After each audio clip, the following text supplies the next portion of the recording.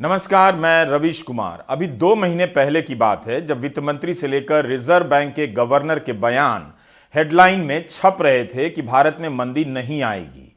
वाणिज्य मंत्री पीयूष गोयल ने तो कई बार ट्वीट किया कि अमुक चीज का निर्यात बढ़ गया है। ट्विटर पर अलग अलग आइटमों के निर्यात की सूचना अलग अलग शीर्षक से देते रहे। बस किसी आइटम की तुलना 2013 से करने लगे तो किसी की 2021 से, कभी अप्रैल सितंबर का पैमाना बनाया तो कभी अप्रैल से अगस्त का। वाणिज्य मंत्री पीयूष गोयल का 4 नवंबर का एक ट्वीट आपकी नजर में लाना चाहता हूं कि ब्रांड इंडिया दुनिया भर में आगे बढ़ रहा है। कृषि और प्रसंस्करित खाद्य उत्पादों का निर्यात अप्रैल सितंबर में 25% बढ़ गया है, इसी समय के पिछले साल की तुलना में। इसी दिन का एक और ट्वीट है, मधु क्रांति। भारत से मधु का निर्यात अप्रैल और अगस्त 2013 की तुलना में इस साल 4 गुना बढ़ गया है। 3 नवंबर का ट्वीट है कि निर्यात मसालेदार होता जा रहा है क्योंकि काले और सफेद गोल मिर्च का निर्यात अप्रैल नवंबर 2022 में 2.7 गुना बढ़ गया। इस बार इसकी तुलना अप्रैल नवंबर 2013 से की गई है। यहां तक कि पपीता, तरबूज और खरबूजे के निर्यात का आंकड़ा भी मंत्री ट्वीट करते हैं, जबकि इनका कुल निर्यात 70 करोड़ के आसपास का ही है। अच्छी बात है कि कुछ चीजों में निर्यात बढ़ रहा है, लेकिन क्या यह पर्याप्त है? क्या यही निर्यात सेक्टर का मुख्य चेहरा है? भारत के भीतर आयात कितना बढ़ रहा है, क्यों बढ़ता जा रहा है, इसे लेकर मंत्री ट्वीट नहीं करते हैं। क्या वो घट रहा है? 13 नवंबर को पीयूष गोयल ट्वीट करते हैं कि भारत में बने ट्रैक्टर का निर्यात 2013 के अप्रैल सितंबर की तुलना में 3 गुना बढ़ गया है। खिलौने के निर्यात में 2013 के अप्रैल से अगस्त की तुलना में इस साल 636% तक बढ़ गया है। मंत्री जी ही बेहतर बता सकते हैं कि जब भारत में बने खिलौने का निर्यात 636% बढ़ गया है, तब तो चीन में बने खिलौने के आयात में बहुत कमी आ जानी चाहिए। पीयूष गोयल के मंत्रालय की वेबसाइट पर चीन से आयात किए जा रहे खिलौने के बारे में जानकारी है। इन आंकड़ों को देखने से पता चलता है कि मंत्री जी के ट्वीट से सारे प्रश्नों के जवाब नहीं मिलते हैं। जैसे इसकी जानकारी नहीं मिलती कि 636% की वृद्धि हुई है तो भारत कितने हजार या कितने हजार करोड़ के खिलौनों का निर्यात करने लगा है। वेबसाइट पर खिलौने, गेम और खेल के सामान वगैरह के आयात का डेटा मौजूद है, जिनसे पता चलता है कि 2021-22 में चीन से 1838 करोड़ रुपए का आयात हुआ। 2022-23 के अप्रैल से सितंबर के बीच करीब 941 करोड़ रुपए का आयात हुआ है। लेकिन भारत भी चीन को खिलौने का निर्यात करता है। पिछले साल 2021-22 में 39 करोड़ ही था। इस साल अप्रैल से सितंबर में 17 करोड़ हुआ। बहुत ही कम है चीन के आयात के सामने। खिलौने के आंकड़े के बाद हम कुल व्यापार का आंकड़ा देख लें। कुल मिलाकर अप्रैल से सितंबर 2022-23 के बीच निर्यात 15.54% बढ़ा है, जैसा कि सरकार का डेटा कहता है। लेकिन इसी के साथ आयात भी 37.89% बढ़ गया है। आयात हो रहा है $378 अरब का और निर्यात हो रहा है $229 अरब का। इस कारण भारत का व्यापार घाटा इस वित्त वर्ष के पहले 6 महीने में करीब $150 अरब का हो गया है, जो पिछले साल अप्रैल से सितंबर के बीच केवल $76 अरब का था। बहरहाल निर्यात के आंकड़ों को बढ़ा हुआ दिखाने की हेडलाइन आज के अखबारों में लड़खड़ाती नजर आ रही है। वित्त मंत्रालय की किसी रिपोर्ट के हवाले से हिंदू में यह खबर छपी है कि दुनिया भर में विकास की संभावनाएं तेजी से लड़खड़ा रही हैं। मुद्रास्फीति और मांग कम होने के कारण दुनिया भर में मंदी की आशंका है। इसका भारत के निर्यात कारोबार पर असर पड़ सकता है। इस समय भारत में बजट बनाने की प्रक्रिया चल रही है। हमारे सहयोगी हिमांशु शेखर ने एक रिपोर्ट फाइल की है। Federation of Indian export organisations के अध्यक्ष हैं डॉक्टर ए शक्तिवेल। उन्होंने सरकार से कहा है कि निर्यातकों को इंसेंटिव पैकेज दिया जाना चाहिए क्योंकि रुपए का मोल घटता जा रहा है। दुनिया भर में मंदी है। निर्यातकों के संगठन का कहना है कि मांग घटने और रुपए के मोल में गिरावट आने से बाजार में प्रतिस्पर्धा करना मुश्किल होता जा रहा है। निर्यात सेक्टर को सरकार के सपोर्ट की जरूरत है। इसके लिए निर्यात विकास फंड बनाया जाना चाहिए। सरकार को चाहिए कि वह निर्यातकों के खर्चों पर 200% तक की कर छूट दे, कर्ज भी सस्ते दरों पर उपलब्ध कराए। क्या यह किसी मजबूत निर्यात सेक्टर की निशानी है? अगर सब कुछ इतना ठोस है, तब फिर यह सेक्टर सरकार से टैक्स छूट से लेकर इंसेंटिव तक क्यों मांग रहा है? एक बात और है, मंत्री के ट्वीट से और निर्यात संगठन की मांग से सही तस्वीर का पता नहीं चलता है कि भारत का निर्यात सेक्टर किन चीजों में बहुत तेजी से प्रगति कर रहा है और किन चीजों में भविष्य के लिए संभावनाएं पेश कर रहा है। अब आते हैं टेक्सटाइल सेक्टर के निर्यात पर, उसके लक्ष्य पर। कैसे मीडिया में लक्ष्य बताया जाता है और कैसे जब संसद में पूछा जाता है कि क्या कोई लक्ष्य तय हुआ है तो गोलमोल जवाब दिया जाता है। 3 सितंबर 2021 को पीयूष गोयल ट्वीट करते हैं कि सरकार ने टेक्सटाइल सेक्टर के निर्यात के लिए $100 अरब तक का लक्ष्य रखा है। प्रधानमंत्री टेक्सटाइल सेक्टर से बहुत उम्मीद रखते हैं। I am delighted that nobody has objected to the target of 44 billion. Not that it's a great target. While Vijay Singh ji in his presentation said it's an ambitious target, I beg to differ with that. We've been vacillating at about 30-40 billion for the last 10 years now. Nothing to be very proud of. And it's time that we, while of course achieving the 44 billion this year, lay the groundwork, the foundation in this next 4-5 months so that we can truly achieve the 100 billion target that has been discussed today, that some of the stakeholders also spoke about. जाहिर है मंत्री जब बात करेंगे कि $100 अरब के निर्यात का लक्ष्य रखा गया है तो सांसदों की भी नजर होगी। ध्यान रहे कि मंत्री जी का यह बयान सितंबर 2021 का है। जुलाई 2022 में यानी 1 साल बाद कुछ सांसद सरकार से सवाल करते हैं कि क्या सरकार ने टेक्सटाइल सेक्टर में निर्यात के लिए कोई लक्ष्य तय किया है।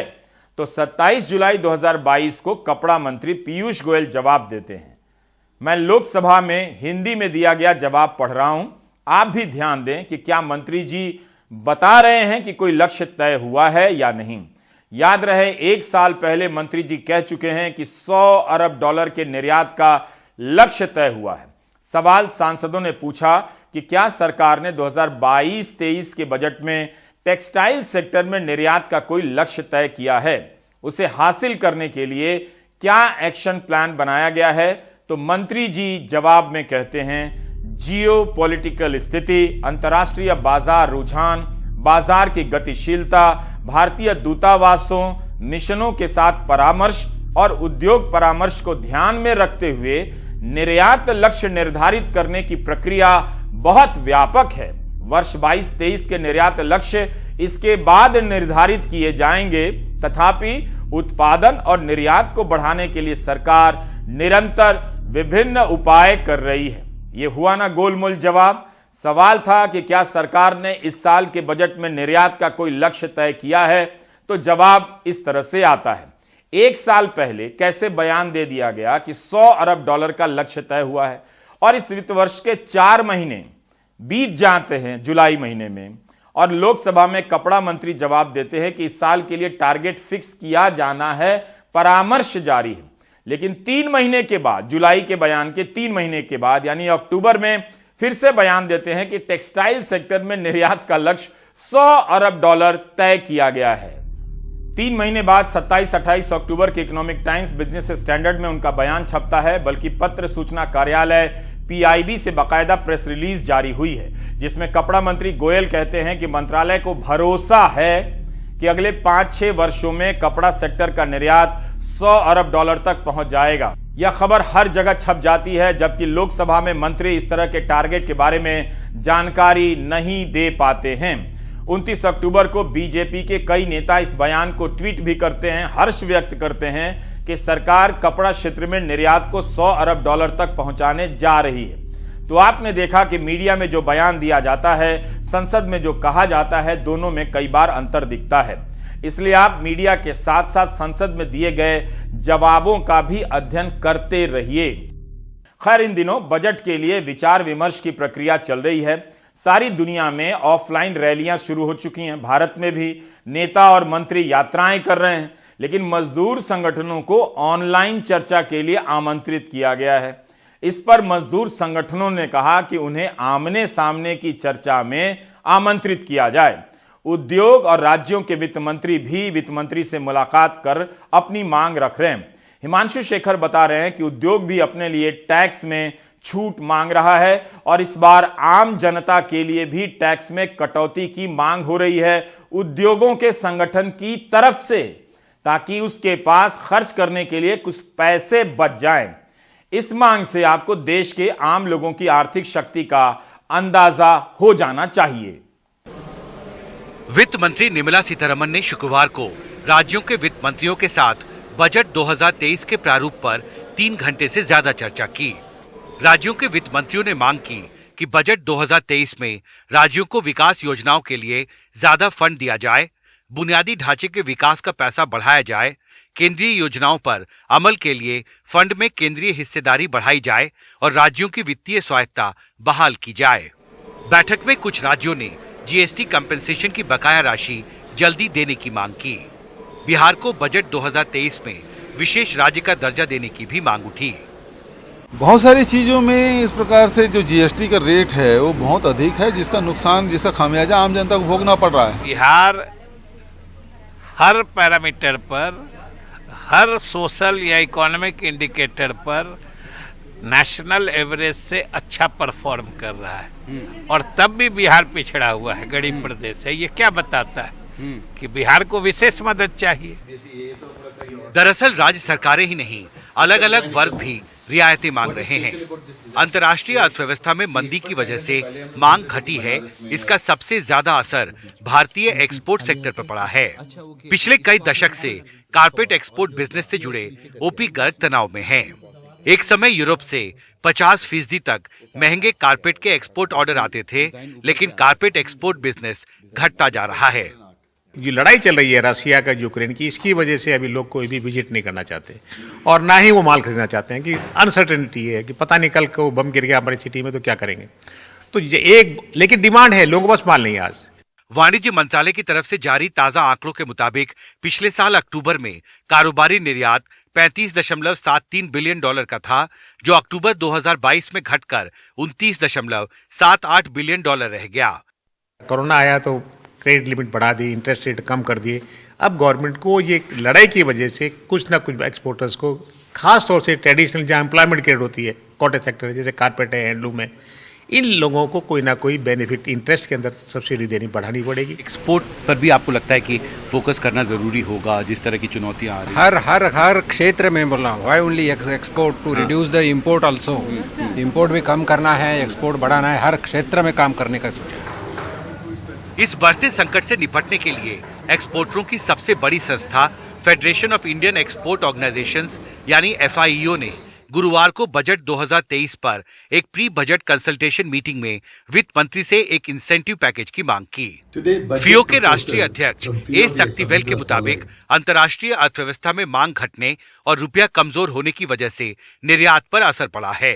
एक एक्सपोर्ट डेवलपमेंट फंड बनाने की जरूरत है। ज्यादा रोजगार पैदा करने वाले एक्सपोर्ट से जुड़े सेक्टरों को बजट 2023 में इंसेंटिव दिया जाना जरूरी है और छोटे लघु उद्योगों को सस्ती ब्याज दर पर क्रेडिट मुहैया कराने की जो व्यवस्था कोरोना संकट के दौरान शुरू की गई थी, उसे फिर बहाल किया जाए।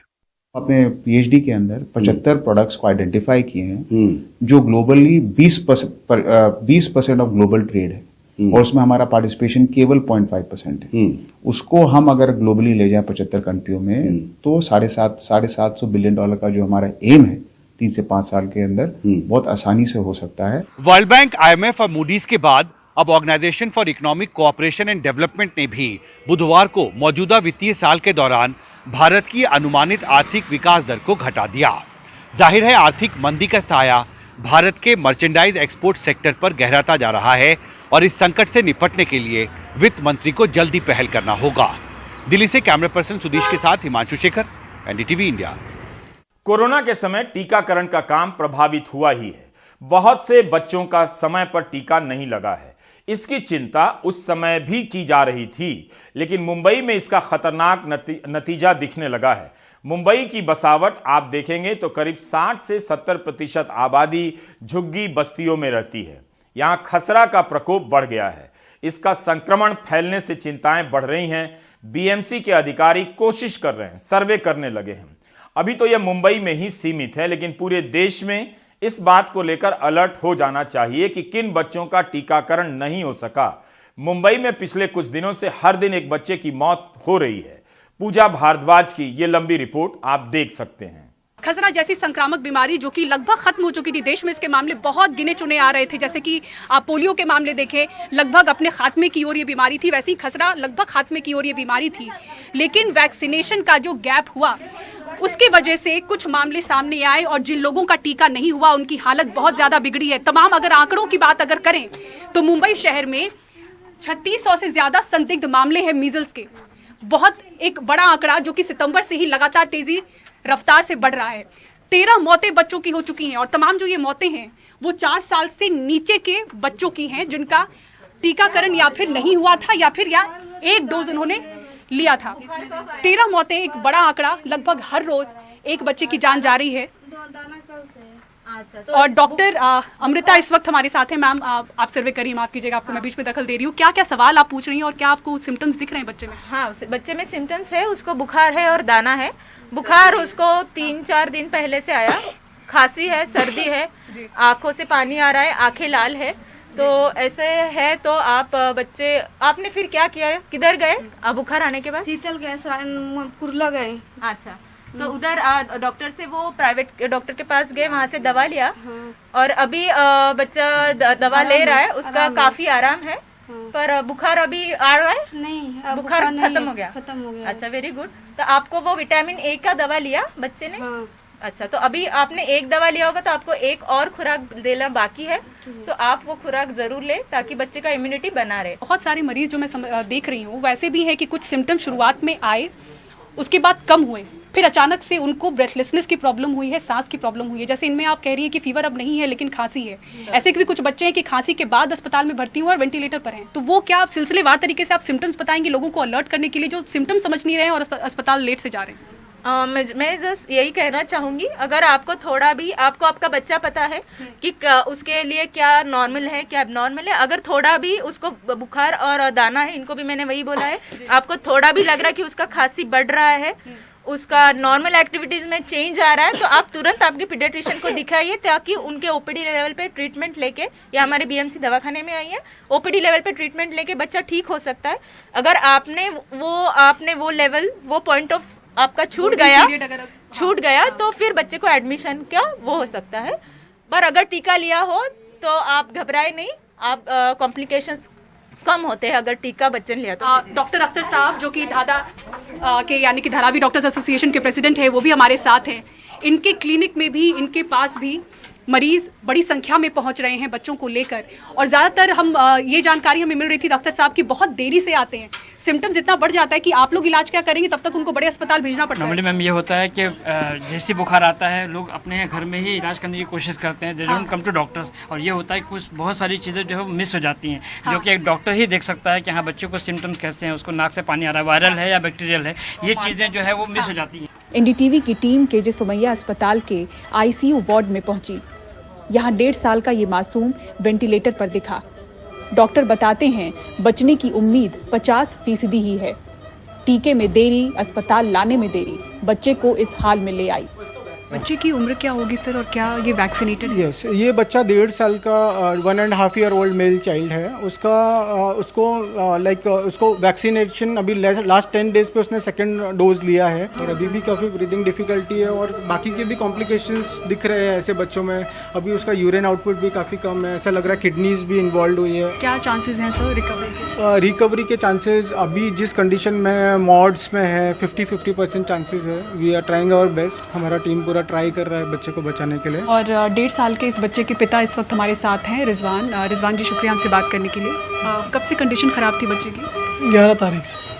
तो 11 तारीख से इतने समय तक बीच में आपने क्या किया? बीच में ऐसा दवाई लेके आए थे नॉर्मल के हिसाब से, उसके बाद ज़्यादा हो गया तो फिर सांस फूलने लगी तो यहाँ लेके आए। और जैसे डॉक्टर बता रहे हैं कि वो जो गोल्डन पीरियड था जिस समय आपके बच्चे को एकदम ठीक किया जा सकता था, वो समय जो आपसे ज़ाया हुआ, वो आपको लग रहा है कि वो समय ज़ाया नहीं होना चाहिए था, तुरंत अस्पताल लेकर जाना चाहिए था? हाँ, जाना तो चाहिए था, लेकिन उस टाइम पे इतना आइडिया नहीं था कि कैसा ये भूल हो गई कैसा वो चेचा कैसा भी नॉर्मल हुआ तो 6 दिन 5 दिन में ऐसा चले जाती है।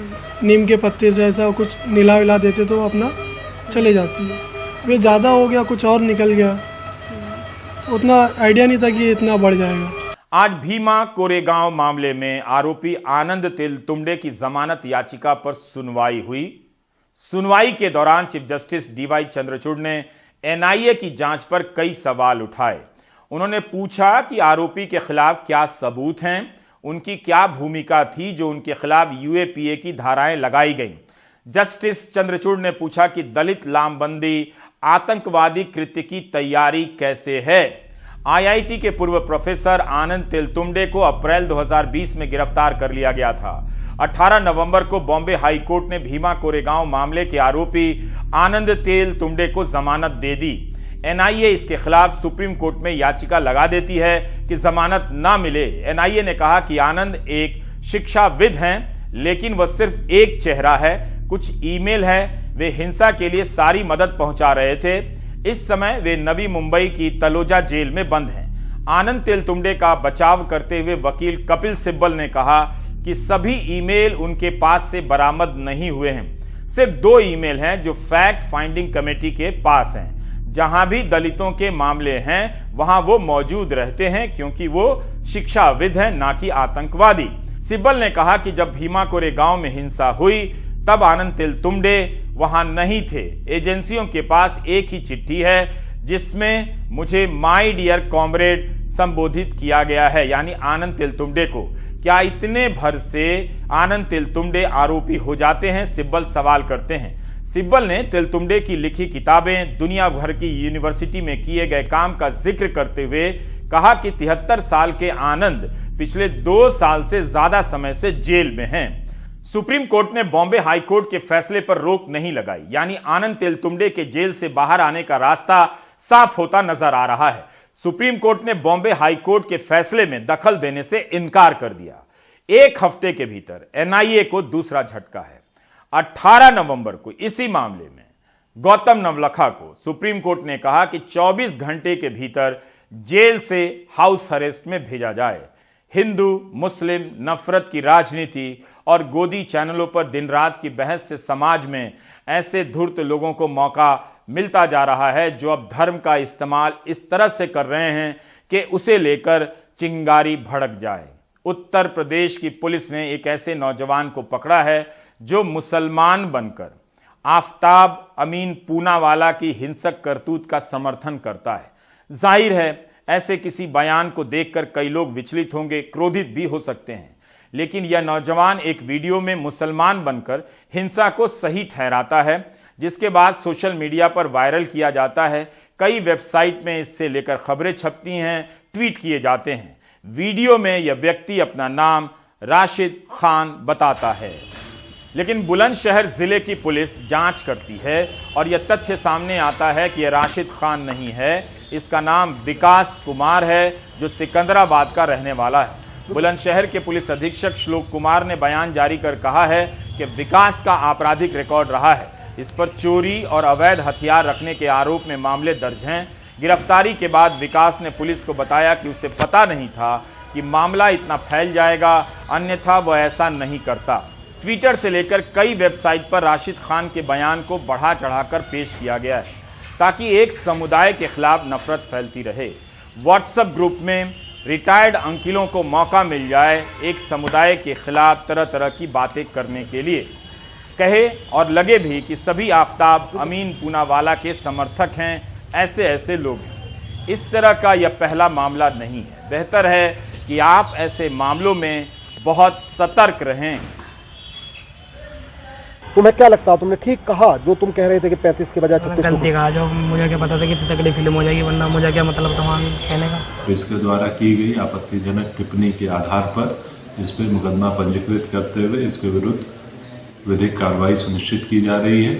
साथ ही साथ यह बात प्रकाश में आई है कि इसके ऊपर पूर्व के 5 मुकदमे दर्ज हैं, जिसमें से 2 जनपद बुलंदशहर में तथा 3 जनपद गौतम बुद्ध नगर के हैं, जो कि चोरी और अवैध असला से संबंधित हैं।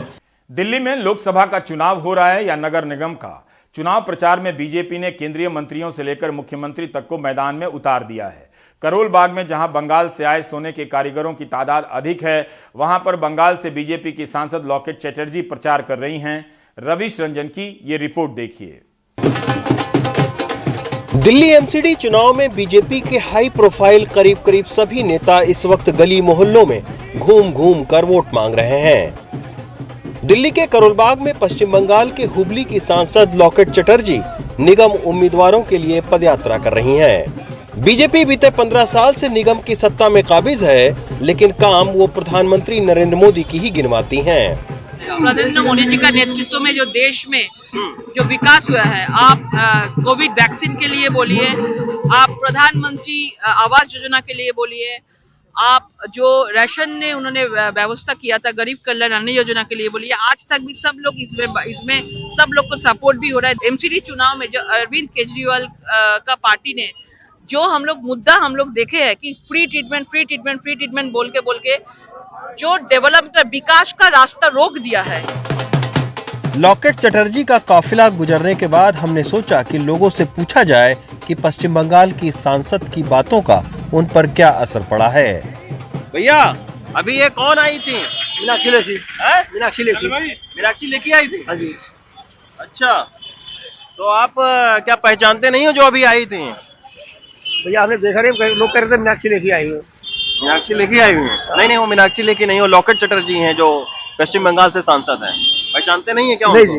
नाम कभी सुना है इनका? नहीं जी, हमने नहीं सुना। यहाँ से करीब 25 किलोमीटर दूर बीजेपी के फायर ब्रांड सांसद तेजस्वी सूर्या गाजे बाजे के साथ गांव में डोर टू डोर प्रचार कर रहे हैं। तेजस्वी खुद लोगों से मिलकर बीजेपी उम्मीदवार के लिए वोट मांग रहे हैं और तेजस्वी का परिचय उनके कार्यकर्ता आम लोगों को दे रहे हैं। ये हमारे राष्ट्रीय अध्यक्ष हैं, युवा मोर्चा के बेंगलुरु के सांसद हैं, हमारे श्री यादव जी हैं, यहाँ के उम्मीदवार हैं। नीचे के जो लोग हैं, मजदूर आदमी, वो जानते हैं इनको?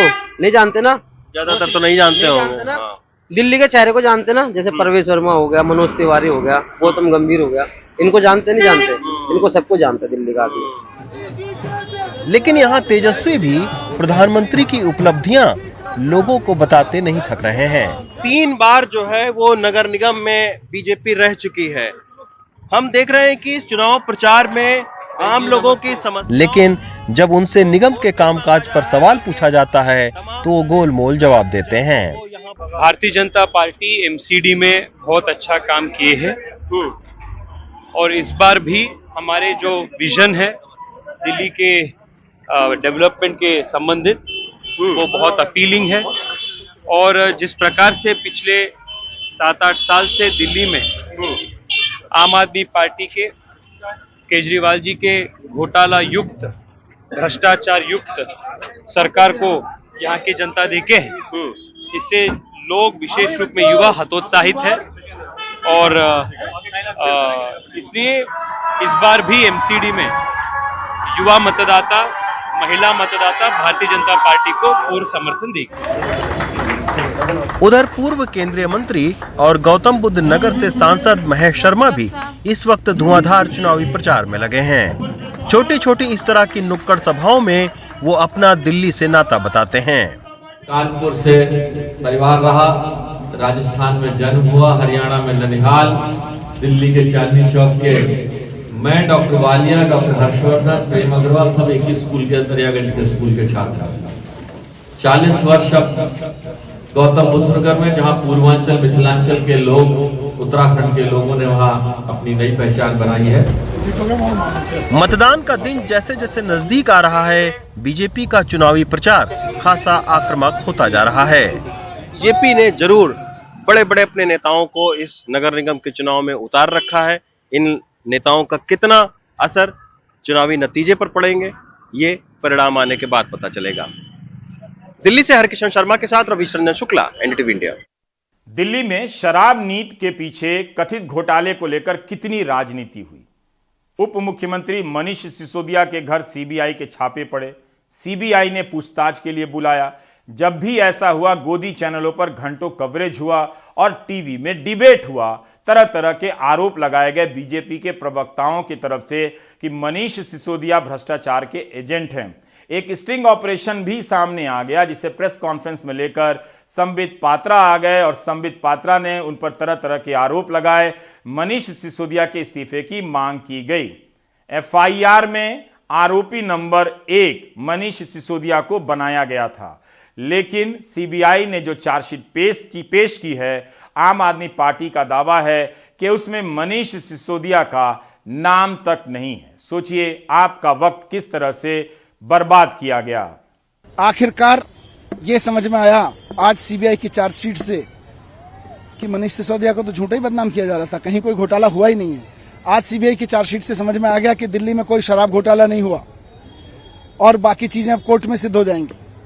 तो ये भारतीय जनता पार्टी को मैं कहना चाहता हूं कि आपने अपने लेफ्टिनेंट गवर्नर विनय कुमार सक्सेना जी और अपने चीफ सेक्रेटरी नरेश कुमार के थ्रू जो फर्जी रिपोर्ट बनाई, जो झूठी रिपोर्ट्स दिल्ली की चुनी हुई सरकार को बदनाम करने के लिए और दिल्ली की चुनी हुई सरकार के खिलाफ साजिश करते हुए बनवाई आपने अपने लेफ्टिनेंट गवर्नर से और अपने सीएस से।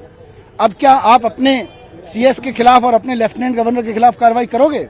आज जब ये सिद्ध हो गया है कि सीबीआई ने इतने महीनों की छानबीन 800 अफसरों को लगा के 500 जगह रेड डाल के ये कहा कि मनीष सिसोदिया के नाम पे अभी कुछ नहीं है, तो मनीष सिसोदिया को जब एक तरह से सीबीआई ने क्लीन चिट दे दी है, तो वैसे में क्या लेफ्टिनेंट गवर्नर को हटाना नहीं चाहिए? क्या चीफ सेक्रेटरी को हटाना नहीं चाहिए? चीफ सेक्रेटरी के खिलाफ एक्शन होना चाहिए, लेफ्टिनेंट गवर्नर को तुरंत हटाना चाहिए।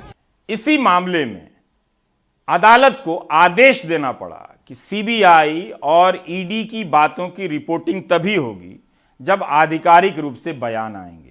इन दोनों एजेंसियों के हवाले से ऑफ रिकॉर्ड न जाने कितनी अनाप शनाप जानकारियां छापे के वक्त फैला दी जाती हैं, उसके आधार पर डिबेट कराया जाता है। अब अदालत को आदेश देना पड़ा है कि जब तक आधिकारिक बयान नहीं आएगा, ईडी और सीबीआई की तरफ से इस मामले में तरह तरह के दावे करने से बचना चाहिए। यह हालत है टीवी की डिबेट का, जबकि आप जनता अपने मुद्दों की रिपोर्टिंग के लिए, सरकार के ध्यान में लाने के लिए इंतजार करते रह जाते हैं और राजनीतिक दल इन छापों के हवाले से तरह तरह के मुद्दे खड़ा कर ऐसा बवंडर पैदा कर देते हैं। आप ब्रेक ले लीजिए।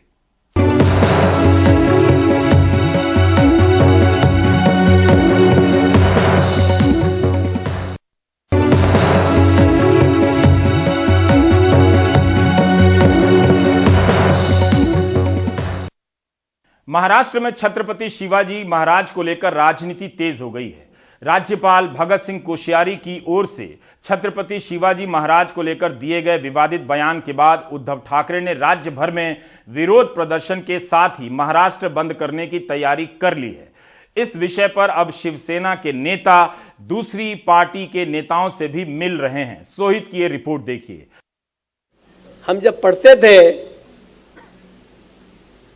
मिडिल में, हाई स्कूल में, तो हमारे टीचर हमको वो देते थे, who is your favourite hero, ऐसा आपका फेवरेट लीडर कौन है? तो हम लोग उस समय जिसको सुभाष चंद्र बोस अच्छे लगे उनको, जिसको नेहरू जी अच्छे लगे, जिनको गांधी जी लगे अच्छे लगते थे। तो मुझे ऐसा लगता है अगर कोई आपसे कहे कि who is your icon, who is your favourite hero, बाहर जाने की कोई जरूरत नहीं है, यही महाराष्ट्र में ही आपको मिल जाएंगे। शिवाजी तो पुराने युग की बात है, मैं नए युग की बात बोल रहा हूं कि यही मिल जाएंगे। डॉक्टर अंबेडकर से लेकर के डॉक्टर गडकरी तक, नितिन गडकरी तक आपको यही मिल जाएंगे। महाराष्ट्र के राज्यपाल भगत सिंह कोश्यारी की ओर से छत्रपति शिवाजी महाराज को पुराने युग का हीरो बताए जाने के बाद राज्य भर में उनके खिलाफ प्रदर्शन तेज हो गए हैं।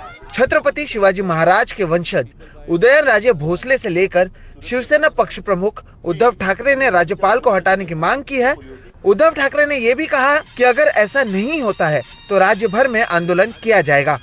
राज्य की अस्मिता, राज्य का स्वाभिमान, उसको अगर ठेस पहुंचती है तो हमें इकट्ठा आकर उसका विरोध करना चाहिए और कुछ दिन इंतजार करेंगे, 2-5 दिन इंतजार करेंगे। अगर ये जो पार्सल है वो आया था अमेजोन से, वो अमेजोन से वापस जाए तो अच्छा है, नहीं तो उसको वापस भेजना पड़ेगा और नई कोई काबिल व्यक्ति महाराष्ट्र में इस स्थान पर आनी चाहिए। अन्यथा हमें कुछ ना कुछ करना पड़ेगा। जैसे महाराष्ट्र बंद की बात हो या विराट मोर्चा की बात हो, या देखा जाएगा, सबको साथ में लेकर हम तय करेंगे। गुरुवार को उद्धव ठाकरे की ओर से प्रदर्शन करने के ऐलान के बाद शुक्रवार के दिन संजय राउत एनसीपी प्रमुख शरद पवार से मिलने पहुंचे। इस मामले को फिलहाल महाविकास आघाड़ी छोड़ती नजर नहीं आ रही है।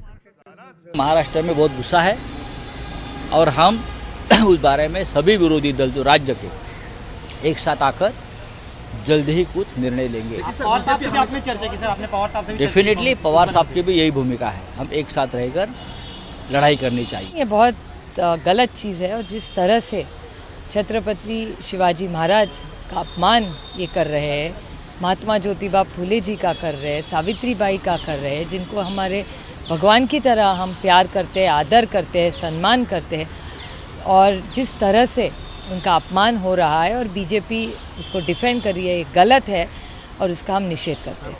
सावरकर के मुद्दे पर कांग्रेस और उद्धव ठाकरे को घेरने वाली शिंदे और बीजेपी सरकार अब शिवाजी को लेकर राज्यपाल के बयान पर घिरी हुई है। मुख्यमंत्री एकनाथ शिंदे और उप मुख्यमंत्री देवेंद्र फडणवीस की पत्नी अमृता फडणवीस राज्यपाल का बचाव करती नजर आए।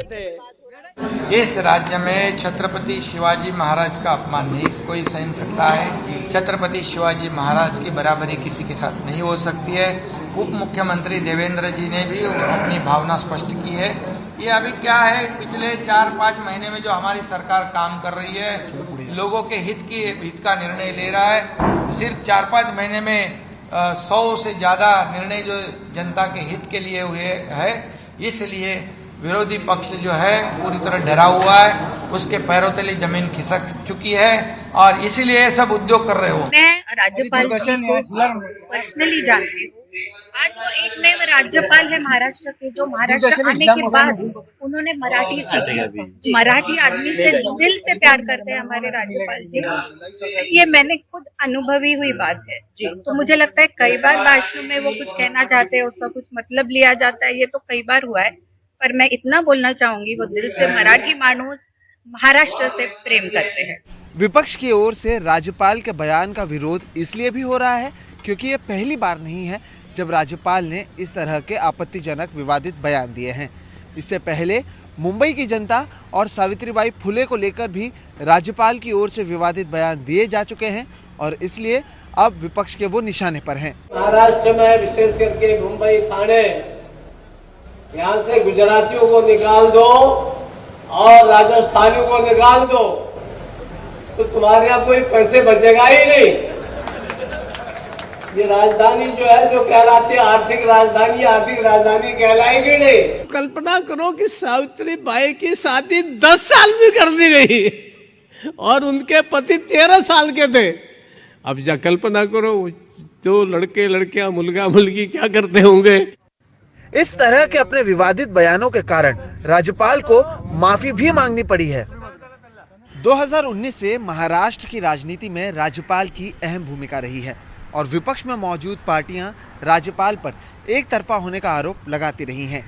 छत्रपति शिवाजी महाराज को महाराष्ट्र का आराध्य देव कहा जाता है और ऐसे में उन्हें लेकर जो विवादित बयान दिया गया, उसके बाद विपक्षी पार्टियों का कहना है कि भगत सिंह कोश्यारी को राज्यपाल के पद से हटाया जाना चाहिए और ऐसा नहीं करने पर महाराष्ट्र बंद करने की चेतावनी भी अब दी गई है। मुंबई से कैमरा पर्सन राजेंद्र दयालकर के साथ सोहित मिश्रा, एनडीटीवी इंडिया। आप देख रहे थे प्राइम टाइम। नमस्कार।